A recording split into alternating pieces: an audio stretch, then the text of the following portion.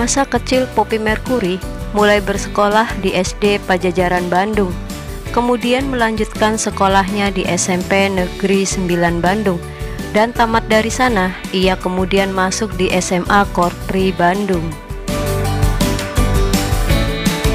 Sejak bersekolah, Poppy memang senang bernyanyi dan dikenal memiliki suara yang merdu.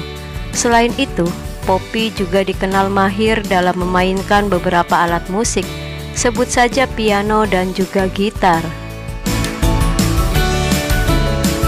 Selepas tamat dari SMA, Poppy tidak melanjutkan studinya ke perguruan tinggi, namun Poppy lebih memilih untuk bekerja di Bank BTPN selama 4 tahun.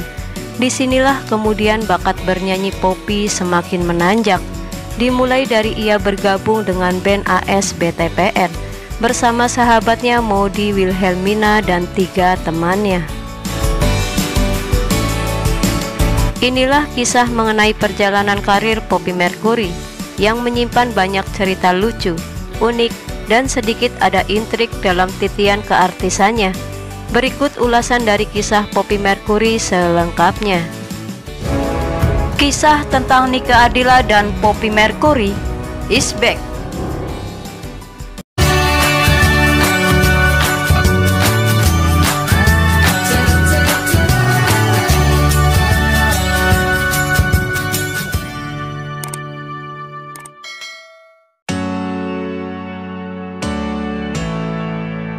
Pada awalnya, Poppy lebih suka nyanyi lagu-lagu pop.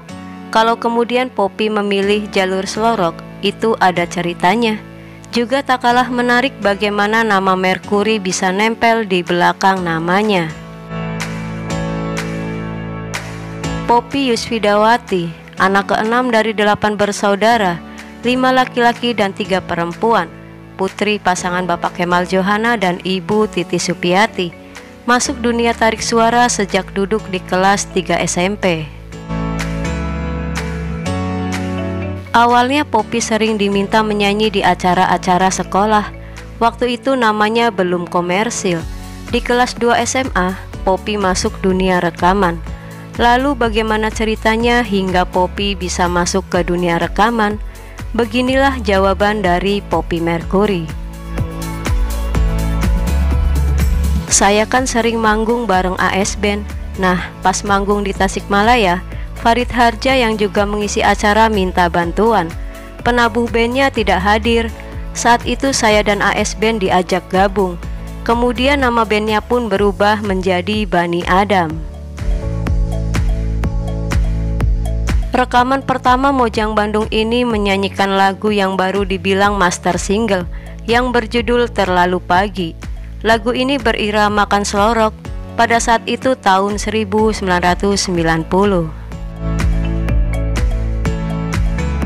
Penyanyi lagu-lagu pop ini lalu lebih menekuni jalur slow rock lantaran gabung dengan AS Band yang identik membawakan lagu-lagu rock, terutama lagu-lagu milik Queen. Mulanya sih saya paksain, tapi lama-lama saya merasa senang juga menyanyikan lagu-lagu rock. Dari sini, Poppy malah berhasil menyabet juara 3 pada tahun 1990 dalam keikutsertaannya di Festival Lagu Rock se-Jawa Barat. Soal nama Mercury yang nempel di belakang nama Poppy terjadi waktu ia masih duduk di kelas 1 SMA. Sehabis manggung, ia bertemu dengan Denny Sabri yang merupakan seorang pencari bakat bintang-bintang baru dan juga pemberi nama baru. Saya juga pengen punya nama baru. Karena sering menyanyikan lagu-lagu Queen, Om Denny Sabri pun memberi nama Mercury di belakang nama saya. Nama itu diambil dari vokalis Queen yaitu Freddie Mercury. Selepas tamat SMA pada tahun 1991, Poppy nyanyi di hajatan Bank Tabungan Pensiunan Nasional atau BTPN Bandung. Ia ditawar untuk kerja di situ. Setelah saya pikir-pikir dan orang tua juga menyarankan, akhirnya saya diterima untuk bekerja di sana. Padahal waktu SMP, cita-cita saya jadi sarjana hukum. Guru PMP saya yang bergelar SH ngajarnya enak, tegas, penuh pengertian, dan manis lagi. Pokoknya dia jadi idola saya sewaktu di sekolah dulu. Karyawati penyanyi ini untungnya diperlakukan agak istimewa di tempatnya bekerja. Poppy Mercury menjadi karyawati bank sejak bulan September 1991. Kerap kali mendapat dispensasi untuk show menyanyinya. Sudah dibuatnya single bersama Salem, penyanyi asal Malaysia berjudul Suci Dalam Debu. Kini album perdananya yang berjudul Antara Jakarta dan Penang, ciptaan Roni Gaduh dengan aransemen Balianto Wahyudi. Poppy sendiri mengaku senang sekali bisa berduet dengan Salem, seperti penuturan dari Poppy Mercury ini. Dia kan penyanyi terkenal, saya banyak mendapat bimbingan dan pengalaman darinya.